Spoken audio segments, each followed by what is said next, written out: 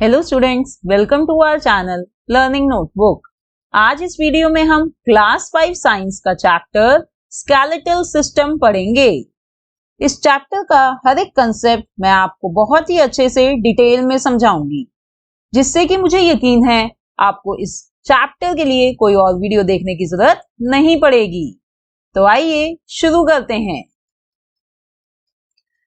तो सबसे पहले देखते हैं कि आज इस वीडियो में हम कौन कौन से टॉपिक्स कवर कर रहे हैं।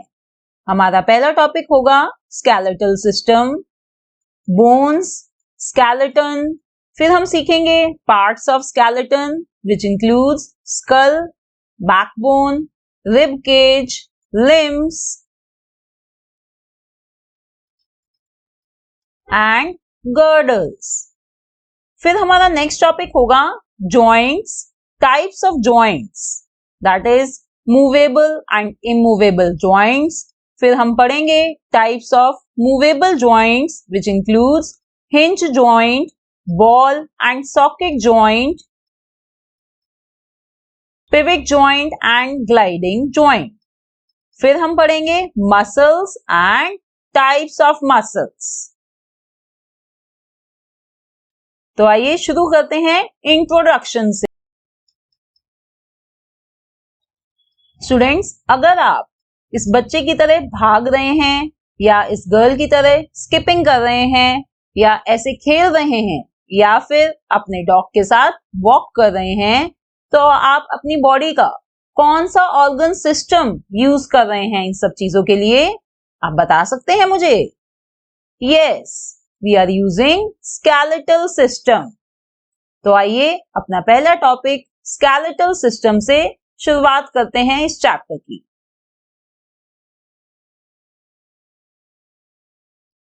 Skeletal system. Our body is made up of many bones of different shapes and sizes। हमारी बॉडी बहुत सारी बोन्स से बनी है, हड्डियों से बनी है। बोन्स यानी हड्डियां, और वो जो बोन्स हैं वो अलग अलग शेप की हैं और अलग अलग साइज की हैं। There are 206 bones in our body which together form the skeletal system। हमारी बॉडी में 206 बोन्स हैं। हमारी ह्यूमन बॉडी में इतनी सारी बोन्स हैं जो मिलकर हमारी बॉडी के लिए स्केलेटल सिस्टम बनाती हैं। और human skeletal system consist of bones and skeleton, joints and cartilage. इन सभी से हमारा ह्यूमन बॉडी का स्केलेटल सिस्टम बना हुआ है। तो आइए इन सब के बारे में हम डिटेल में अच्छे से सीखते हैं। तो पहले बोन्स के बारे में पढ़ते हैं।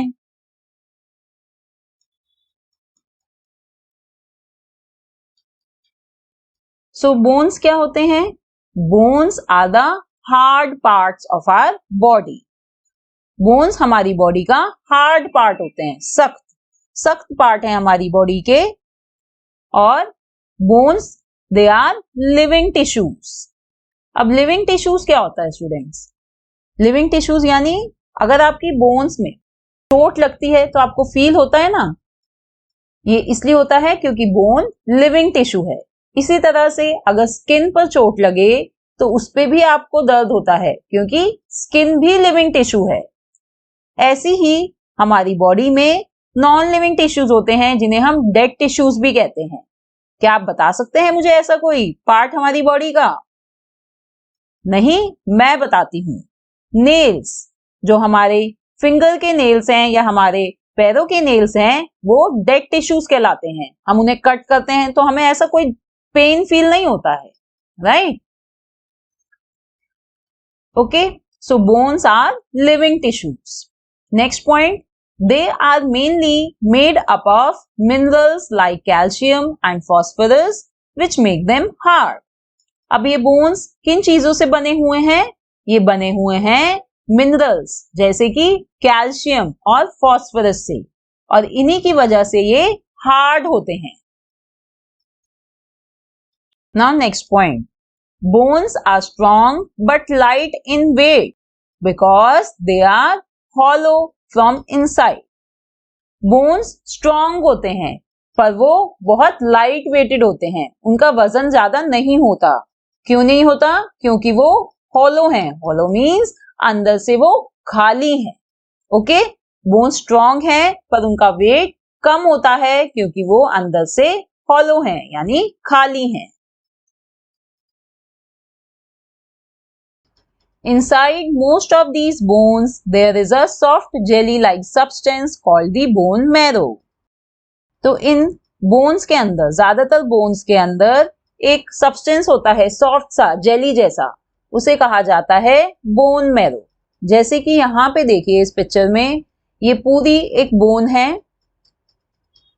ये पूरी एक बोन है और इसके अंदर ये जो है ये है सॉफ्ट जेली लाइक सब्सटेंस जिसे बोन मैरो कहते हैं। और बोन मैरो क्या करता है हमारी बॉडी में? बोन मैरो प्रोड्यूस करता है red blood cells in our body. Okay, RBC. Next point is bones are of various shapes and sizes. जैसे कि मैंने आपको पहले बताया था कि बोन्स बहुत ही अलग अलग शेप और साइज के होते हैं। इधर देखिए ये है हमारा स्केलेटल सिस्टम। तो यहाँ पे आप देख सकते हैं कि ये सारी बोन्स हैं और ये अलग अलग शेप की हैं और अलग अलग साइज की हैं। The longest bone in our body is thigh bone, which is known as femur. तो हमारी बॉडी में सबसे बड़ी बोन कौन सी होती है? वो होती है ये हमारी थाई बोन। देखिए इस इमेज में, इस पिक्चर में देखिए, ये है सबसे बड़ी बोन हमारी बॉडी में जिसे फेमर कहते हैं। Now what about the smallest bone in our body? It is known as stapes which is present inside our ears. तो सबसे छोटी बोन हमारी बॉडी में होती है स्टेप्स, जो हमारे कान के अंदर होती है। यहां देखिए इस पिक्चर में ये है, ये जो बेल शेप आपको दिख रही है ना, इसे कहते हैं स्टेप्स। ये बहुत ही छोटी होती है, बिल्कुल चूटी जैसी। एक हमारी, अगर आप एक चूटी बोलते हैं ना अपनी फिंगर की, उसके साइज जितनी इतनी छोटी बोन होती है हमारी बॉडी की, और ये प्रेजेंट होती है हमारे ईयर्स में। Baby is born with 300 soft bones. जो बेबी होता है, जो बच्चा होता है, जब वो पैदा होता है तो उसके अंदर 300 बोन्स होती हैं, पर वो बहुत सॉफ्ट होती हैं, वो हार्ड नहीं होती। But with the growth of child some of these bones fuse together. जैसे जैसे बच्चा बढ़ता है कुछ बोन्स आपस में जुड़ जाती हैं। इसीलिए जब हम बड़े होते हैं, एडल्ट बनते हैं, तो हमारी बॉडी में टोटल सिर्फ 206 बोन्स ही रह जाती हैं। तो ये था सब कुछ बोन्स के बारे में। आइए अब हम बात करते हैं स्केलेटन के बारे में। तो स्केलेटन क्या होता है? The internal framework of bones of the body is called the skeleton. तो स्टूडेंट्स, अब हमने बोन्स के बारे में पढ़ लिया है। अब जो इन बोन्स का फ्रेमवर्क होता है, यानी कि ढांचा होता है, जैसे कि आप यहां देख सकते हैं, उसे कहते हैं स्केलेटन। ये जो आपको यहां दिखाई दे रहा है, ये बोन्स का ढांचा है। तो इस ढांचे को कहते हैं skeleton. Now the question is, why do our body has skeleton and what are its functions? अब क्वेश्चन है कि हमारी बॉडी को स्केलेटन क्यों चाहिए और उसकी फंक्शंस क्या क्या हैं। आइए इन क्वेश्चंस के बारे में आंसर देते हैं। तो आइए देखते हैं स्केलेटन की क्या क्या मेन फंक्शंस हैं। पहला मेन फंक्शन है स्केलेटन का, that it gives support to our body and helps maintain the shape. तो ये स्केलेटन हमारी बॉडी को सपोर्ट करता है और उसकी शेप को मेंटेन करने में हेल्प करता है।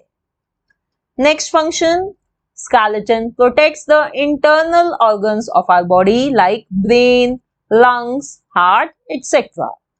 skeleton हमारी बॉडी के इंटरनल ऑर्गन्स जैसे कि ब्रेन, लंग्स, हार्ट, इनको प्रोटेक्ट करता है।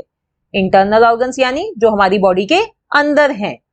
जैसे कि आप यहाँ देख सकते हैं कि कैसे ये जो पूरा फ्रेमवर्क है स्केलेटन का, इसके अंदर इंटरनल ऑर्गन्स हैं। ये देखिए, ये सारे हमारे बॉडी के इंटरनल ऑर्गन्स हैं और ये स्केलेटन उन्हें प्रोटेक्ट कर रहा है। Now next function, skeleton helps the body to move with the help of muscles. skeleton हमारी बॉडी को हेल्प करता है मूव करने में with the help of muscles. तो ये है main functions of skeleton. Now next, let's learn about parts of skeleton. पहला पार्ट skeleton का है skull.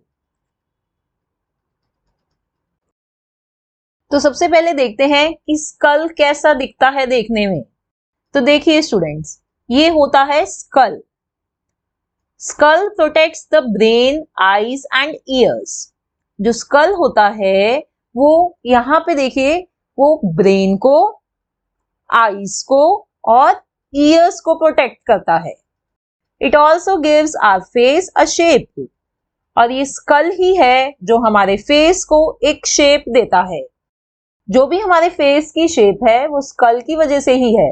आपने देखा होगा सभी लोगों की फेस अलग अलग होता है क्योंकि उनका जो स्कल की शेप है वो डिफरेंट है, इसीलिए हमारे फेस की शेप भी डिफरेंट होती है। Now next, the skull is made up of 22 bones that are fixed except the lower jaw.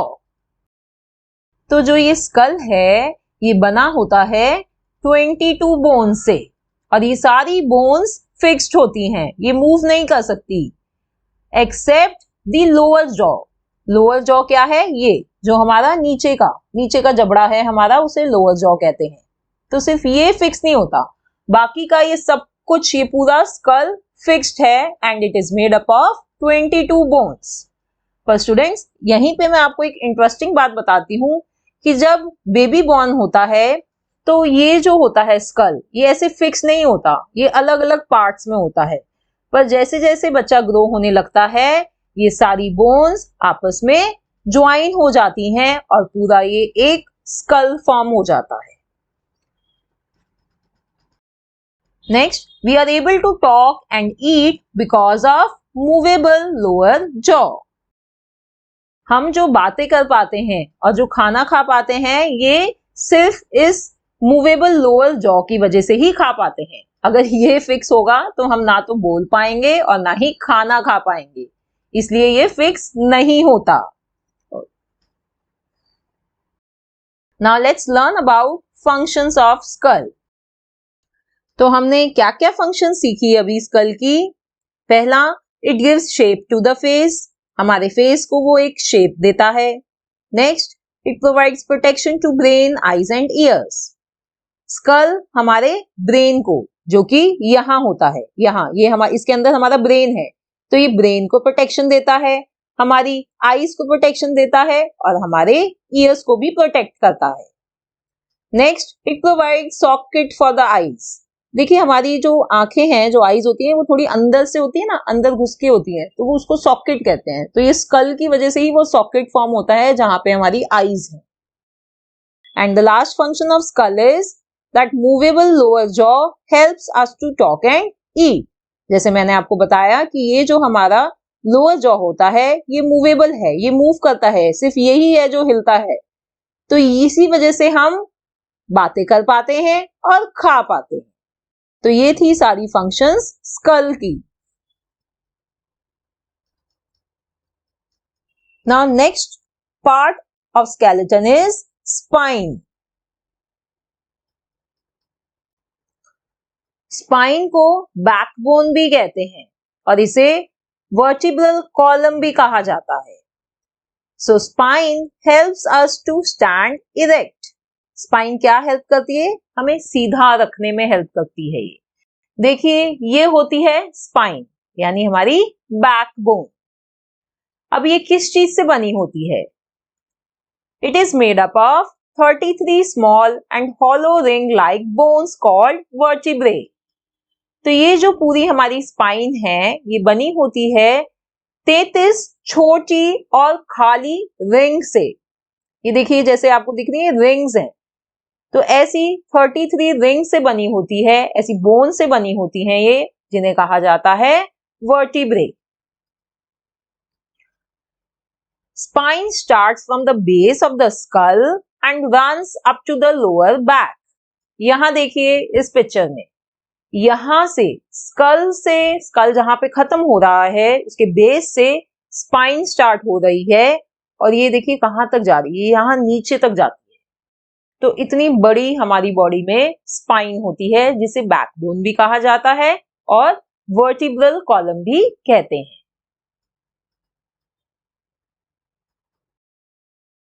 Now let's learn about functions of backbone. तो पहला मेन फंक्शन बैकबोन का है that it provides the main support to our body. ये backbone सबसे बड़ा support provide करती है हमारी बॉडी को। हमारी बॉडी इसी की वजह से सीधी खड़ी रह सकती है। और दूसरा जो मेन फंक्शन है बैकबोन का, that it helps us to stand upright, bend and twist. तो ये जो बैकबोन है ये बहुत ही फ्लेक्सिबल है, इसी की वजह से हम बेंड कर सकते हैं, इसी की वजह से हम ट्विस्ट कर सकते हैं। अगर आप कोई डांस भी कर रहे हैं तो वो सिर्फ इस बैकबोन की हेल्प से ही कर पाते हैं। ये बहुत फ्लेक्सिबल होती है। And lastly it protects the spinal cord present inside the hollow of vertebral column. और ये क्या प्रोटेक्ट करती है? ये स्पाइनल कॉर्ड को प्रोटेक्ट करती है, जो कि यहाँ पे अंदर ये जो हॉलो होते हैं इसके अंदर प्रेजेंट होता है स्पाइनल कॉर्ड, उसको भी ये प्रोटेक्शन देती है। तो ये है सारी फंक्शंस बैकबोन की। Now next part of skeleton is rib cage. Students यहाँ पे ये स्टर्नम भी लिखा है, इसे मैं आपको अभी समझाऊंगी। फिलहाल आप ये देखिए कि ये पूरे स्केलेटन में रिब केज ये होता है, ये यहाँ पे आप दिख रहा है ना आपको, ये इसे कहते हैं रिब केज। तो आइए इसके बारे में पढ़ते हैं। So what is rib cage? ये रिब केज है स्टूडेंट्स, ये आप यहाँ पे आप इसकी इमेज देख सकते हैं। There are 12 pairs of ribs that are joined together to form a cage like structure around the chest. It is called as rib cage. तो रिब्स के 12 पेयर्स को ज्वाइन करके एक केज जैसा, पिंजरे जैसा स्ट्रक्चर बना हुआ है हमारी चेस्ट के आसपास। उस स्ट्रक्चर को कहते हैं रिब केज। देखिए जैसे कि आप यहाँ देख सकते हैं, एक पिंजरा लग रहा है ना, एक केज जैसा लग रहा है, तो ये होती है rib cage. This rib cage protects the inner organs of our body like the lungs and our heart. तो ये रिब केज हमारे इंटरनल ऑर्गन्स जैसे कि लंग्स और हार्ट को प्रोटेक्ट करती है।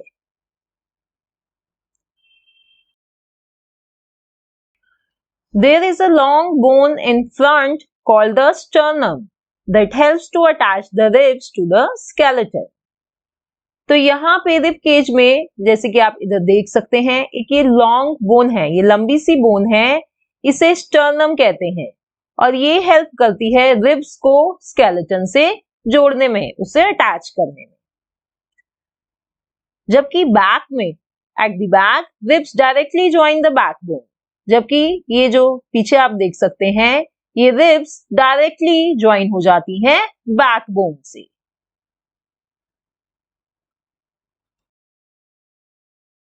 Ten pairs of ribs are attached to the vertebral column at the back and the sternum in the front. तो स्टूडेंट्स जैसे कि मैंने अभी आपको बताया था कि ये जो रिब केज है ये 12 पेयर्स ऑफ रिब से बना होता है। तो उन 12 पेयर्स में से जो 10 पेयर्स हैं रिब्स के, ये पीछे से तो अटैच्ड हैं हमारी बैकबोन से और आगे से अटैच्ड है स्टर्नम से। देखिए अगर आप ये देखेंगे तो ये जो 10 पेयर्स हैं, ये सारे 10 पेयर्स हैं, ये पीछे से अटैच हो गए बैकबोन से और आगे से ये अटैच हो गए हैं स्टर्नम से। Now the 2 pairs of ribs are attached only to vertebral column and are free in front. Hence they are called as floating ribs.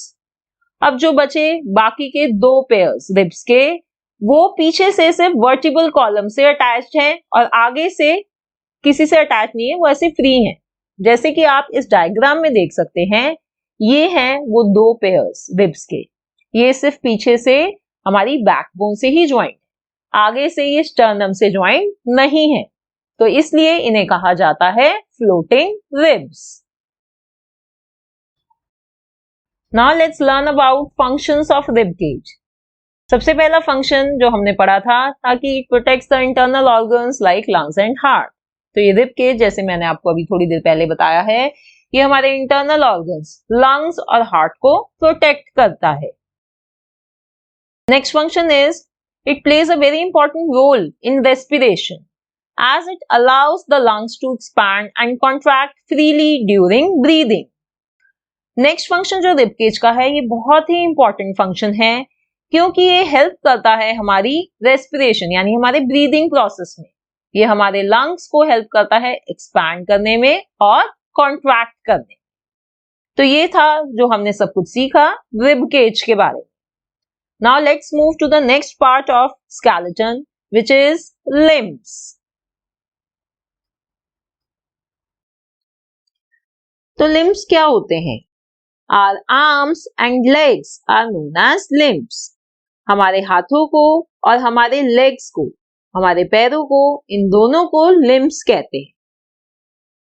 Arms को कहा जाता है फोर लिम्ब्स और लेग्स को कहते हैं हाइंड लिम्ब्स।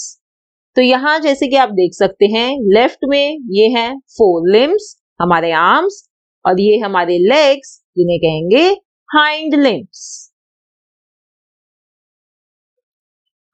आइए फोर लिम्स और हाइंड लिम्स के बारे में और डिटेल में पढ़ते हैं। पहले हम पढ़ेंगे फोर लिम्स के बारे में। Four limbs can be divided into 3 parts. Four limbs को 3 पार्ट्स में हम डिवाइड कर सकते हैं। पहले पार्ट को कहा जाता है अपर आर्म, दूसरे पार्ट को कहते हैं फोर आर्म, और लास्टली हैंड। तो अपर आर्म के बारे में और पढ़ते हैं। अपर आर्म क्या होता है? It is part of the arm from shoulder to elbow. तो इस इमेज में देखिए, यहाँ पे, यहां से शुरू होके हमारे आर्म, शोल्डर से शुरू होके एल्बो तक जो हमारा आर्म जा रहा है, उसे कहते हैं अपर आर्म। इस डायग्राम में आप अच्छे से देख सकते हैं, ये येलो पोर्शन जो आपको दिख रहा है, और यही जो एक पूरी बोन है, इस बोन को कहते हैं ह्यूमरस। तो ये है हमारा upper arm which is from shoulder to elbow, shoulder से लेके एल्बो तक है, और पूरी इस वन लॉन्ग बोन को कहा जाता है ह्यूमरस। अब हमारे फोर लिम्ब का नेक्स्ट पार्ट है फोर आर्म। अब ये फोर आर्म क्या होता है? It is the part between wrist and elbow. यहां से इस डायग्राम की हेल्प से मैं आपको समझाती हूं। ये एल्बो से लेके रिस्ट तक ये जो हमारा पूरा पार्ट है, इसे कहते हैं फोर आर्म। और इसमें 2 बोन्स होते हैं। पहले बोन का नाम है रेडियस और दूसरे का नाम है अल्ना। जैसे कि हमने पढ़ा था, हमारे अपर आर्म में तो सिर्फ एक ही बोन होता है ह्यूमरस, पर फोर आर्म में 2 बोन्स हैं, रेडियस एंड अल्ना। अब फोर लिम्ब का थर्ड पार्ट है hand. So wrist and part below wrist is called hand. तो यहां देखिए, रिस्ट और इसके नीचे ये सारा including our fingers and palm, ये सभी कहलाते हैं हैंड। ये पूरा हमारा हैंड है। और इसमें कितनी बोन्स होती हैं? The hand contains 27 small bones. ये हमारे हैंड में 27 छोटी छोटी बोन्स होती हैं। ओके स्टूडेंट्स, तो नाउ आई एम श्योर आपको समझ में आ गया है कि फोर लिम्ब क्या होता है। फोर लिम्ब के 3 पार्ट्स होते हैं। पहले पार्ट को कहा जाता है अपर आर्म, सेकंड पार्ट को हमने कहा four arm, and third is hand. आइए अब हम पढ़ते हैं डिटेल में हाइंड लिम्ब्स के बारे में। Hind limbs can be divided into 5 parts. कौन कौन से 5 पार्ट्स हैं वो? Upper leg, knee, lower leg, ankle and foot. तो ये है हाइंड लिम्ब्स के 5 पार्ट्स। तो आइए देखते हैं अपर लेग क्या होता है। ये हिप से लेके नी तक ये पूरा पोर्शन हमारा अपर लेग है और इसमें सिर्फ एक ही बोन है ये पूरी, जिस बोन को कहा जाता है फेमर। ये पूरी एक बोन है, it is known as femur. अब नेक्स्ट पार्ट है हाइंड लिम्स का, knee. Knee is basically a joint where two bones meet. तो ये यहाँ पे इसे नी कहते हैं, इधर ये दो बोन्स मिल रही हैं, तो इस जॉइंट को नी कहते हैं। Next is lower leg. अब नी से लेके नीचे एंकल तक ये हमारा लोअर लेग होता है और इसमें दो बोन्स हैं, tibia and fibula. Now after this we have ankle and foot और इन दोनों की मिला के टोटल 26 बोन्स होती हैं। ओके स्टूडेंट्स, तो ये था हमने पढ़ा हाइंड लिम्स के बारे में, जिसके 5 पार्ट्स होते हैं। Now next part of skeleton is girdles. Now what are girdles? The bony structures which join limbs to the body are called girdles.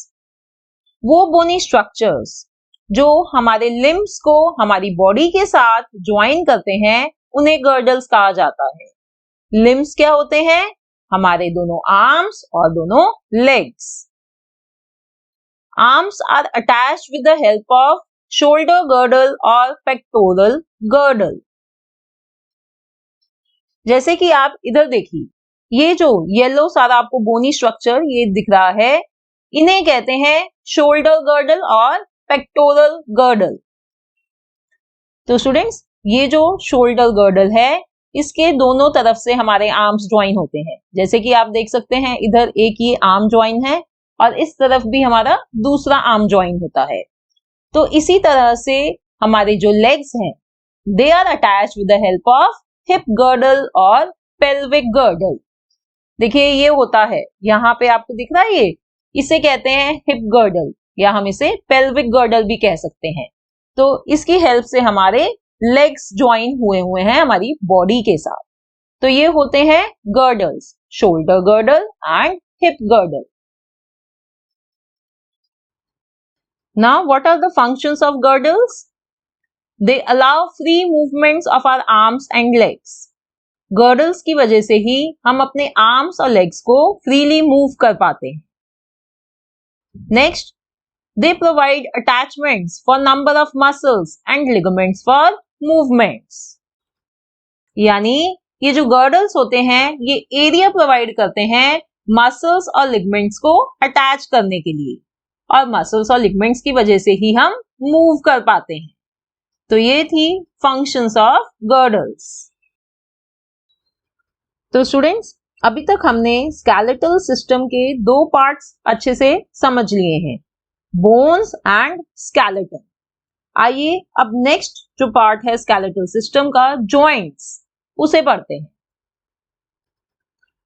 So what are joints?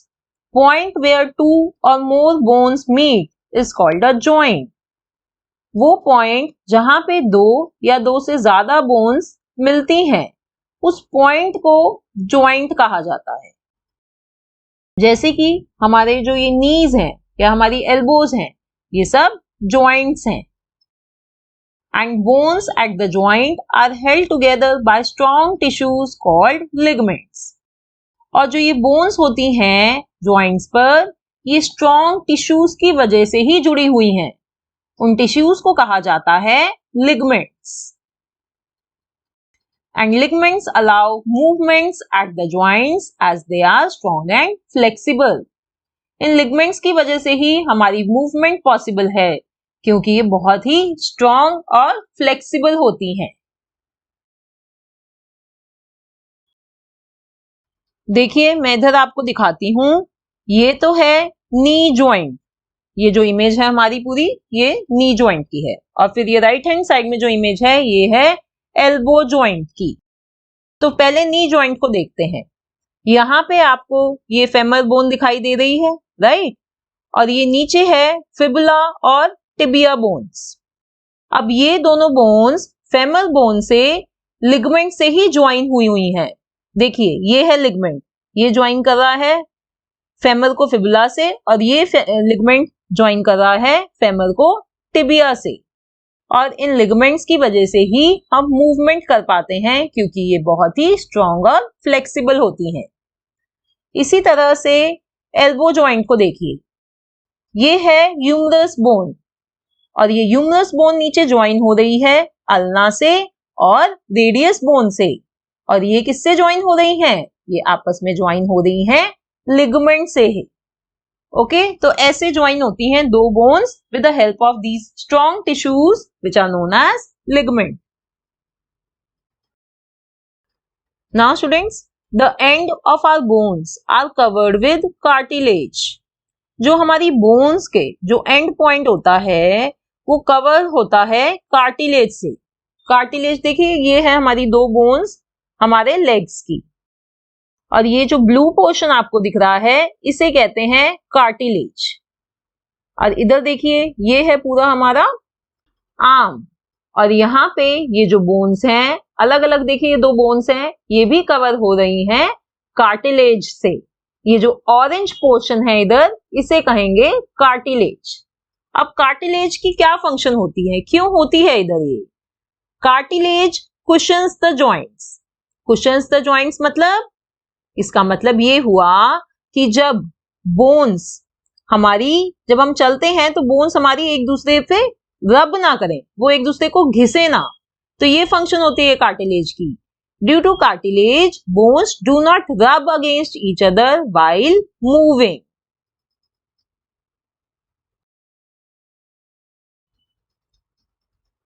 Now next topic is types of joints. So there are two types of joints.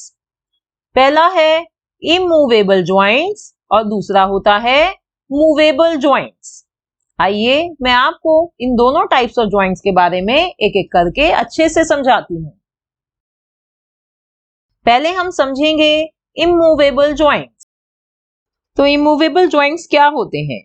The joints which allow no movement are called immovable joints. वो joints जो बिल्कुल भी movement allow नहीं करते, उन्हें कहते हैं immovable joints. क्या examples हैं उनके? Joints between the bones of the skull. जो joints bones में, हमारे जो skull में जो bones हैं, वो जो जितने joints हैं उन्हें कहा जाता है immovable joints, क्योंकि वो move नहीं करते। अगर आप अपना स्कल, अपना सिर पूरा हिलाएंगे तो आप देखेंगे कि लोअर जॉ के अलावा आप कुछ भी और मूव नहीं कर सकते, पूरा का पूरा स्कल ही मूव होता है।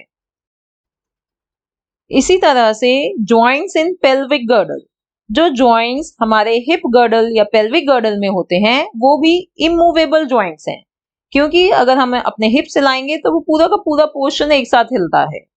Okay, and next example is joints between teeth and jaws. ये भी जो जॉइंट्स है हमारे टीथ और जॉज के बीच में, ये भी इमूवेबल जॉइंट्स होते हैं। Now next let's learn about movable joints. The joints which provide free movement to the body are called movable joints. तो वो joints जो फ्री मूवमेंट यानी हमारी बॉडी को फ्रीली मूव करने में हेल्प करते हैं, उन्हें कहते हैं movable joints.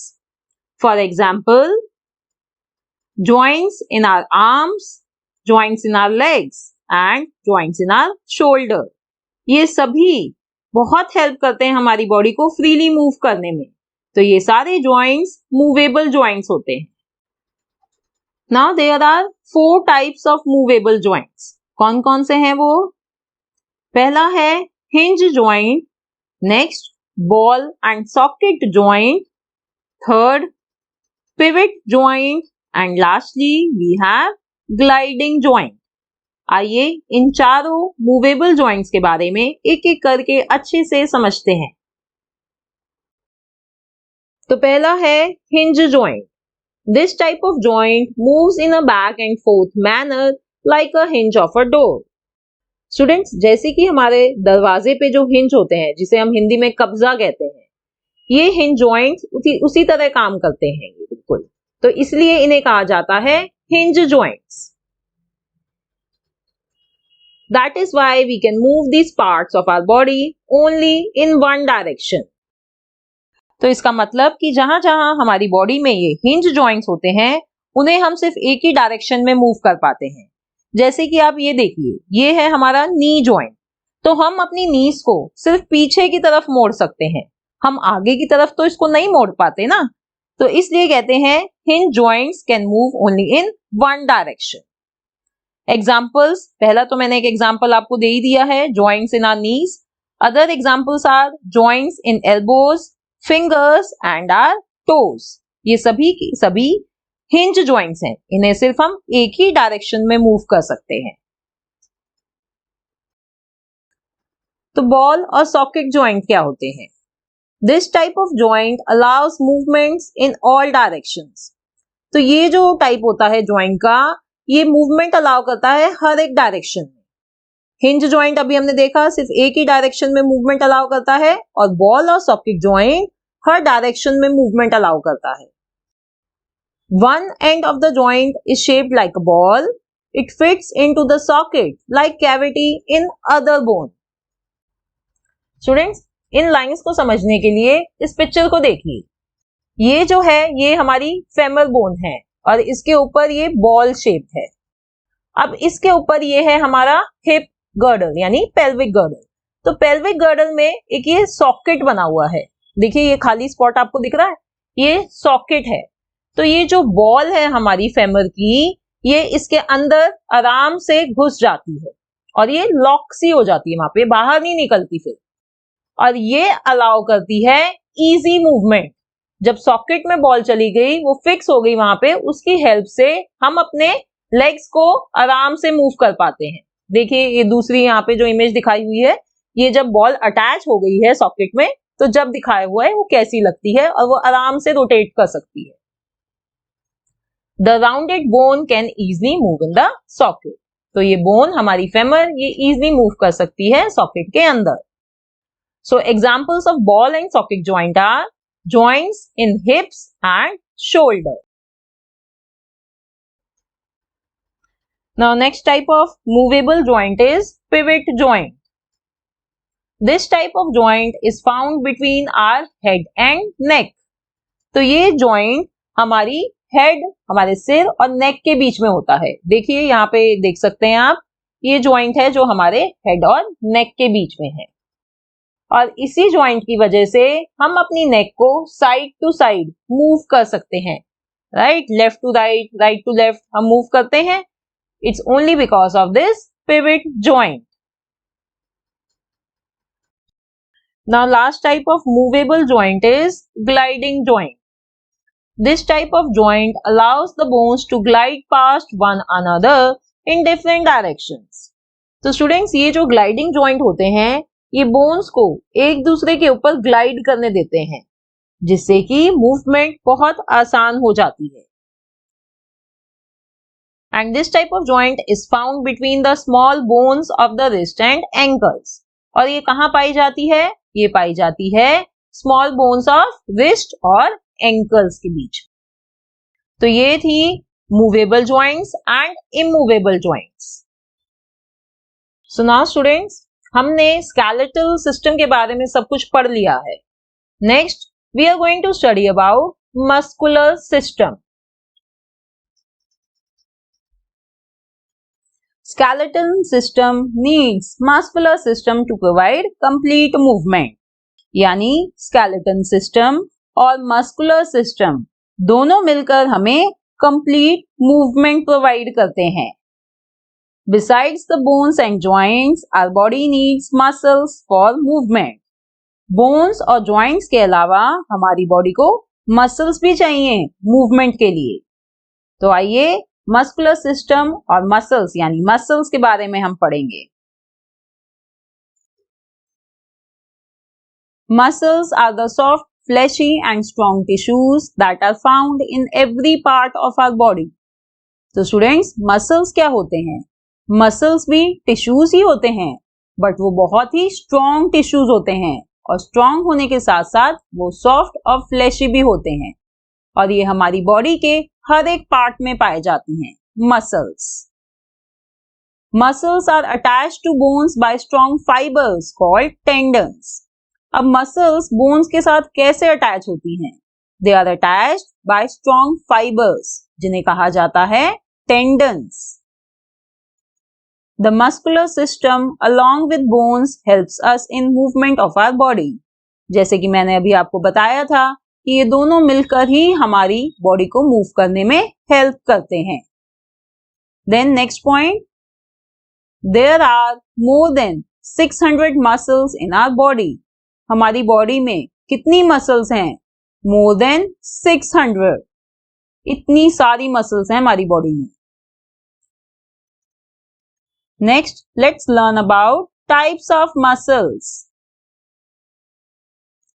There are 3 types of muscles. Voluntary or skeletal muscle. Second is involuntary or smooth muscle. And last is cardiac muscles. आइए हर एक type of muscles को हम अच्छे से समझते हैं। तो पहली है वॉलंटरी मसल्स, जिसे स्केलेटल मसल्स भी कहते हैं। स्टूडेंट्स, वॉलंटरी मतलब क्या होता है? वॉलंटरी मतलब होता है अपनी इच्छा से। तो ये जो वॉलंटरी मसल्स होती हैं, इन्हें हम अपनी इच्छा से मूव कर सकते हैं। So voluntary muscles are under our control, ये हमारे कंट्रोल में होती हैं। These muscles are attached to our bones. ये कहाँ अटैच होती हैं? ये मसल्स हमारी बोन्स में अटैच्ड होती हैं और तभी इन्हें स्केलेटल मसल्स भी कहा जाता है। Examples of some voluntary muscles are, they are found in arms, legs, eyes, tongue, etc. और ये voluntary muscles हम कहाँ यूज करते हैं? हम इन्हें यूज करते हैं रीड करने के लिए, लिखने के लिए, वॉक करने के लिए या रन करने के लिए। अब next type of muscles are involuntary muscles. ये जो इनवॉलंटरी मसल्स होती हैं, they are not under our control. हम उन्हें कंट्रोल नहीं कर सकते। जैसे हम वॉलंटरी मसल्स को कंट्रोल कर सकते हैं, इनवॉलंटरी मसल्स को हम कंट्रोल नहीं कर सकते। These muscles are found in internal organs like stomach, liver, intestine, etc. ये involuntary muscles हमारे internal organs, जो हमारे बॉडी के अंदर organs होते हैं, वहां होती हैं, जैसे कि स्टमक में, लिवर में, इंटेस्टाइन। अब स्टूडेंट्स, क्वेश्चन ये है कि जब ये इनवॉलंटरी मसल्स को हम कंट्रोल ही नहीं कर सकते, तो ये कैसे काम करती हैं, कहाँ यूज है इनका? They perform actions such as moving food through the digestive system. अब जैसे कि हम खाना खा लेते हैं, तो उसके बाद जो वो फूड है, वो खाना है, वो एक इंटरनल ऑर्गन से दूसरे इंटरनल ऑर्गन में जाता है। वो कैसे जाता है? ये इनवॉलंटरी मसल्स की हेल्प से ही जाता है। तो ये हमारे डाइजेस्टिव सिस्टम में हेल्प करती हैं। Now the last type of muscles are cardiac muscles. ये जो कार्डियक मसल्स होती हैं, ये सिर्फ हमारे हार्ट में ही होती हैं। So they are only found in our heart. These are involuntary muscles which are used to pump blood in all parts of our body. ये भी involuntary muscles ही होती हैं और ये हमारी पूरी बॉडी में ब्लड को पंप करती हैं, ब्लड के सप्लाई में हेल्प करती हैं। ओके स्टूडेंट्स, तो ये हमने पढ़ ली 3 types of muscles. Skeletal muscles, जिसको हम वॉलंटरी मसल्स कहते हैं, involuntary muscles and cardiac muscles. So students, this was all about chapter skeletal system and muscular system. मुझे उम्मीद है आपको ये सारे concepts बहुत अच्छे से समझ आ गए होंगे। अगर किसी भी concept में problem है तो उस part को आप, उस section को आप दोबारा देखें और अच्छे से उसे समझ लें। So thanks for watching. Do watch my other videos and share my channel and my videos with your friends and family. Bye bye. See you in the next video.